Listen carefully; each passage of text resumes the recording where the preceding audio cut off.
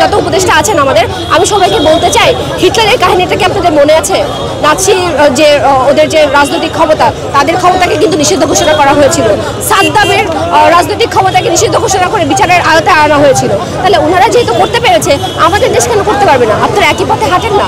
এবং বিএনপিকে বলতে চাই, শুধুমাত্র বিএনপি না, আরও যতগুলো রাজনৈতিক পার্টি আছে, দল আছে, সবাইকে আমি বলতে চাই, আহ্বান জানাতে চাই, অনুরোধ করতে চাই। আমি একটা ছোট মানুষ, আমরা সবে মাত্র রাজনৈতিক পথ চলাটা শুরু করেছি।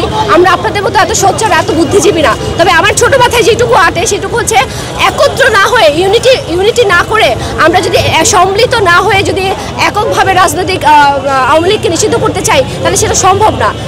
সবার মধ্যে একতা আনতে হবে। বিএনপি সহ আরও যতগুলো রাজনৈতিক দল আছে, সবাইকে একত্রে মিলিত হয়ে আওয়ামী লীগের নিষিদ্ধকরণের দাবিটা তুলতে হবে। সবচেয়ে বেশি ক্ষতিগ্রস্ত হয়েছে বিএনপির লোকজন। দেখেন আপনি, তাদের যে নেত্রী, তাকে তার মৌলিক যে অধিকার, সেই অধিকার থেকে তাকে বঞ্চিত করা হয়েছে। তাকে স্বাস্থ্যের চিকিৎসার ব্যবস্থাই করতে দেয় নাই। তার ছেলের সাথে দিনের পর দিন সে দেখা করতে পারে নাই। তাকে কারাগারে থাকতে হয়েছে। 2 কোটি টাকার মতো সামান্য একটা পয়সা নিয়ে তাকে কারাগারে যেতে হয়েছে। কত নিপীড়ন সহ্য করতে হয়েছে। তার প্রত্যেকটা দলকে ক্রস ফায়ার, হামলা, মামলা, নির্যাতন, যা আছে, একদম তৃণমূল থেকে শুরু করে সর্বোচ্চ কর্মী পর্যন্ত তাদেরকে সর্বোচ্চ নির্যাতন করা হয়েছে এই স্বৈরাচার শাসক। তাহলে আমি বলবো যে, আপনারা যেহেতু এত নিপীড়নের শিকার হয়েছেন, তাহলে আপনারা প্রথম দাবিটা তো আপনাদের তোলা উচিত ছিল। আমরা কেন তুলবো?